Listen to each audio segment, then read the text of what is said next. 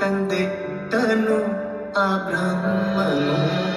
ಕೋಟಿ ಕೋಟಿ ವಿಷಯದಿ ಈ ವಿಷಯಕ್ಕೆ ಬೇಡಿಕೆ, ಯಾರು ಏನೇ ಅಂದರು ಇದೇನ ಜಗದ ವಾಡಿಕೆ.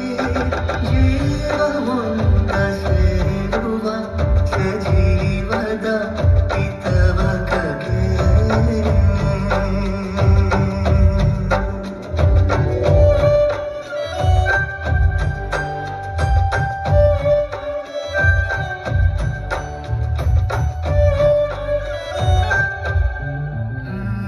ಚೆಲುವನ್ನು ಚೆಲ್ಲು ಹೂವೊಂದಿಗೀಗ ತಂಗಾಳಿಯು ತಾನು ಮಾತಾಡಿದೆ.